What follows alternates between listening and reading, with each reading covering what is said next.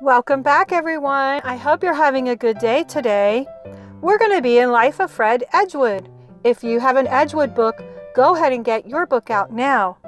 Remember, you can press pause at any time during this video. Today, we're going to be on page 25, chapter 3, and the title is Facing Your Fears. Fred entered the math building and ran up the 2 flights of stairs to the 3rd floor. He was a little bit afraid to get back to his office. He knew that the trip assignments would have been sent out by Kitten's campus mail, and his assignments was probably sitting on his desk. He stopped at the restroom to wash his face. He didn't normally do that after jogging. He was delaying the moment in which he would find out where he had to travel.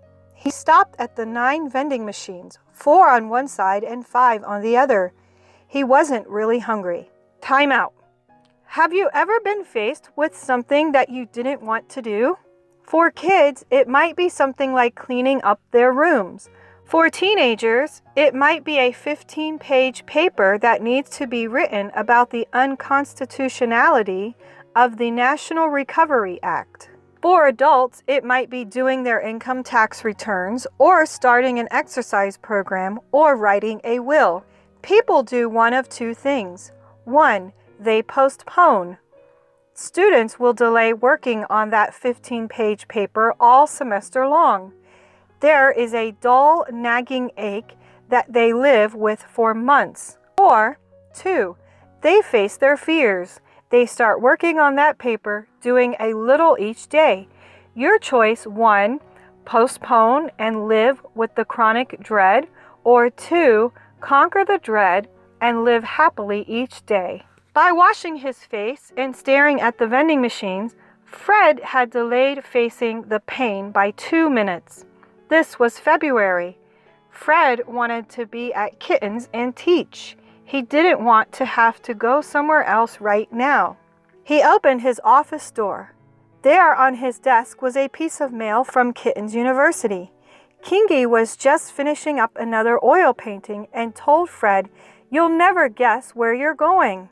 Kingy had read the postcard that had been mailed by the Kitten's campus computer and hinted to Fred, "It starts with an E." Fred thought of all the places that began with E. Maybe it will be to Ecuador. That would be nice. It's below the equator. It is winter weather here in Kansas, so it will be warm there. Maybe it will be to Egypt. Egypt is where one of the world's oldest continuous civilizations is. Maybe. Fred stopped thinking and just looked at the postcard. Greetings, dear Fred Gauss. You are hereby ordered to travel to Edgewood as part of the President's See the World program. Edgewood, Fred exclaimed. I've never heard of such a country. Kingy giggled and said, Edgewood isn't a country. I wonder how the campus computer assigned me to Edgewood, Fred asked. He wasn't expecting Kingy to know the answer. There was a function, a rule, which assigned to each student and each teacher exactly one place. Fred's first guess was that the computer alphabetized all the names of the people and then took an alphabetized list of places. Then it assigned the first person to the first place. Fred's second guess was that the computer picked significant, important places for each person. That guess was probably not right. Who ever heard of Edgewood?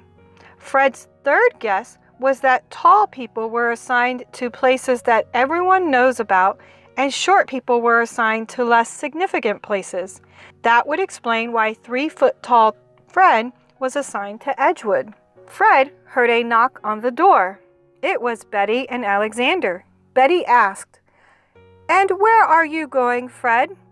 Fred showed her the postcard. He was ashamed to say Edgewood aloud. Betty continued, "Alexander has been assigned to Asmara, which is the capital of Eritrea." This meant that Fred's third guess, that tall people would be assigned to more famous places, was not a good guess. Okay, are you ready for your turn to play? Go ahead and grab a sheet of paper and a pencil. Remember, you can press pause at any time. Let's begin. Number 1. Kingi made up some functions that were easier to guess. What is the rule for this function? Number 2. Kingi's second function concerned oil paintings he had made this morning.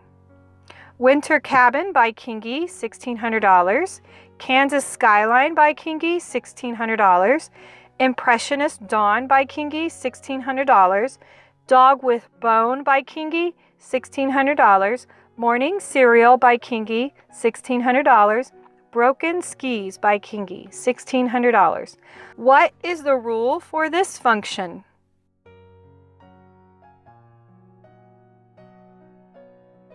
Number 3. A rhombus is a four-sided figure in which all four sides have the same length. Draw a rhombus. Okay, here are your answers. Go ahead and check your work.